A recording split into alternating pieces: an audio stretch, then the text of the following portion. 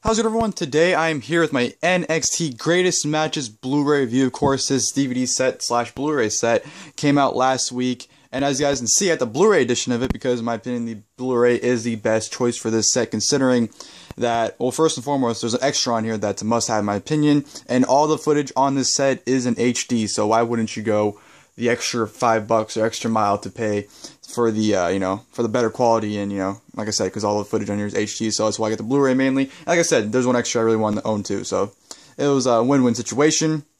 But yeah, like I said, this came out last week, and I'm here to give you guys my review, so without further ado, jump into the video.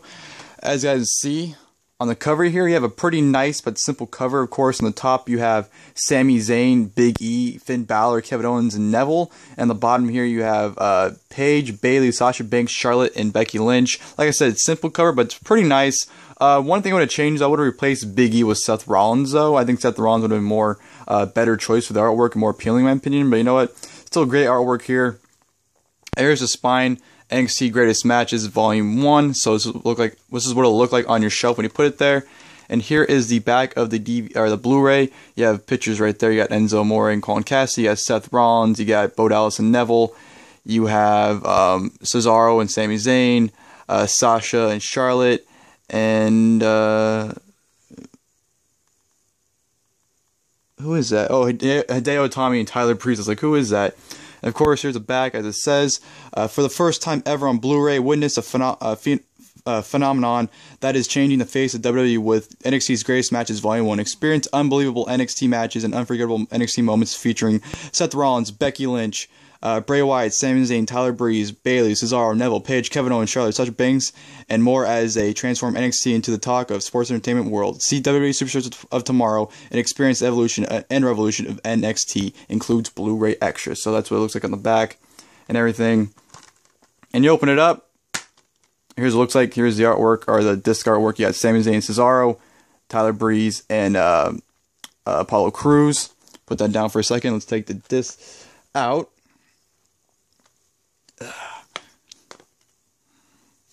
And of course, here is the match listings. Here's the listings for disc 1.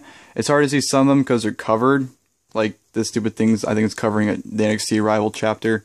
But here's what it looks like on disc 1. So if you guys like, you can pause it and read it if you'd like.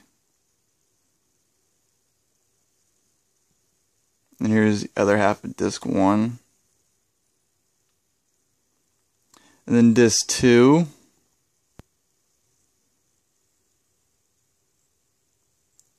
And the other half of disc 2, as well as the Blu-ray extras. So that's what it looks like right there for the listing for the set. And yeah, in my opinion, this set is a great set to have.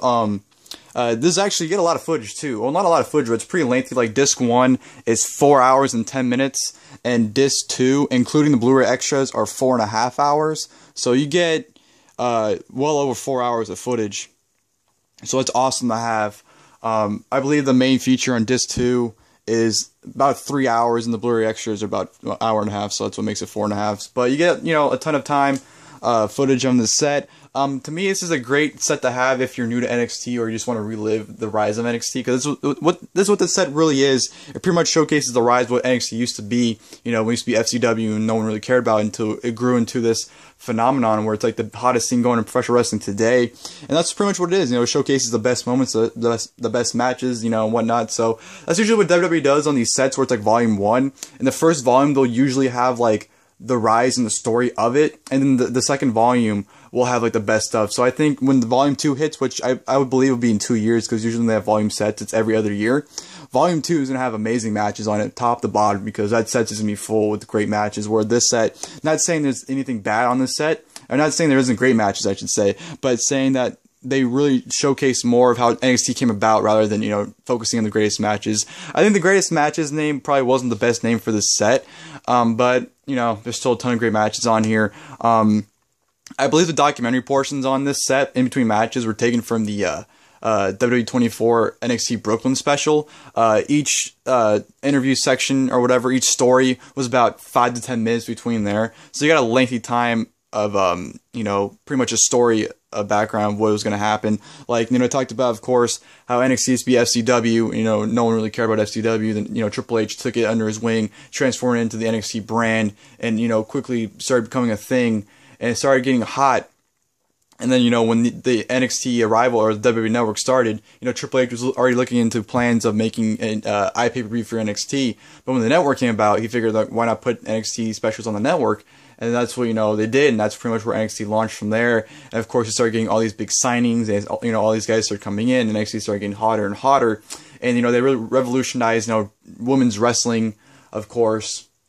Talked about that, and of course they talked about how, you know, their first big break was, of course, you know, they started doing touring. Cleveland was the first place, or was it Cleveland or Columbus? I think it was Columbus. Yeah, Columbus was the first time they toured outside of Full Sail. And then, of course, the first big show they actually had was the NXT San Jose show during WrestleMania 31 weekend. Of course, that's what really, you know, was a test of seeing how many people they can get. Of course, that place had over 5,000 people, which was just, you know, at the time amazing for them. And then, of course, it took place as part of the Beast in the East special, which was a big deal for NXT to be placed on that, you know, have a position on that card for, you know, an overseas tour like, you know, Beast in the East. So that was a big accomplishment there. And, of course, the big thing was, of course, NXT Brooklyn, you know, TakeOver at Brooklyn. They originally wanted to scale it down the Barclays Center to a smaller place. They wanted to sit like 6,000 people.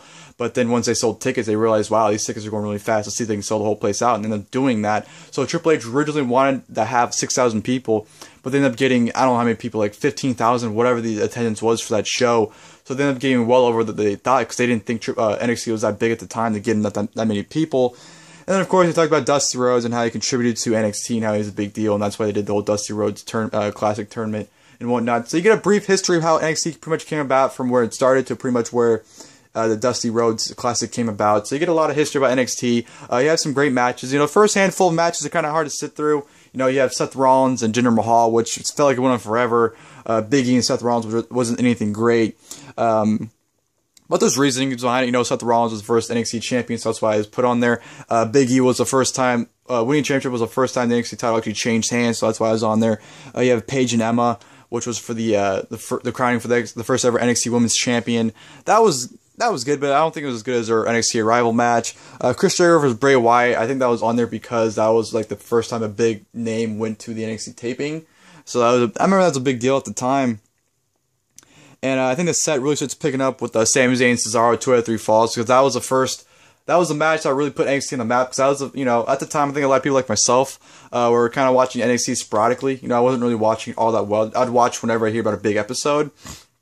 And I remember when that match happened, that's what, you know, really gathered the attention of NXT, saying like, okay, you need to check this show out. And it was an amazing 2 out of 3 falls match. Phenomenal finish too. Cesaro catching Sami Zayn with an uppercut, hitting the neutralizer. Absolutely amazing finish to that match, by the way. And you have Cesaro versus William Regal, which is an absolutely classic match. Cesaro and Regal just go to war, which was just an absolute awesome match. Of course, they had the ladder match for NXT ArRival, the first NXT live special main event. Also on this set, you know, you get a handful of unreleased matches as well, so that makes it even must-have, even more of a must-have in my opinion.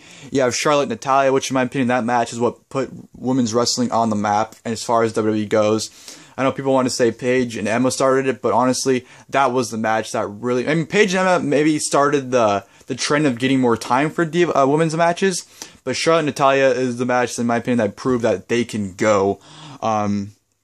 So that was good. For some reason, they put Tyler Breeze's music video on there for some reason. I don't know why, but whatever. Sami Zayn, Tyson Kidd was pretty good. Sami Zayn, Adrian Neville from Our Revolution, of course, classic match of Sami Zayn winning the championship, and of course, Kevin Owens turning on him. You have, of course, a 4-way Sasha Banks from the title. Great match there. Kevin Owens, Sami Zayn, great stuff from those guys, of course. Cesaro and Neville from the Columbus show, from the first ever NXT house show. Awesome match there. They got about 20 minutes, I want to say 15-20 minutes or so. Cesaro and Neville was just awesome match. Cesaro, the crowd actually trying to push Cesaro in that match. That's how phenomenal he looked in that match. And Neville, of course, played greatly. So Neville, Cesaro, definitely, that's a must-have for this set. You know, that's a selling point in my opinion. That's an awesome match there.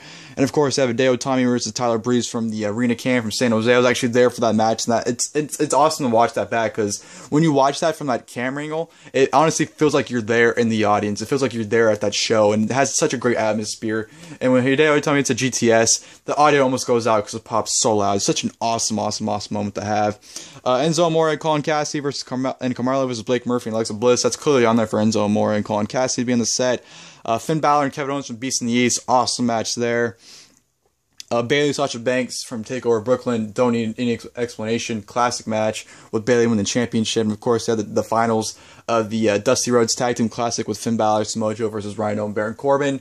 Of course, it's on there for Dusty Rhodes. And a Blu-ray exclusive, of course. The main selling point for the Blu-ray, in my opinion, is CM Punk and Seth Rollins versus Antonio Cesaro and Cassius Ohno, aka the Kings of Wrestling.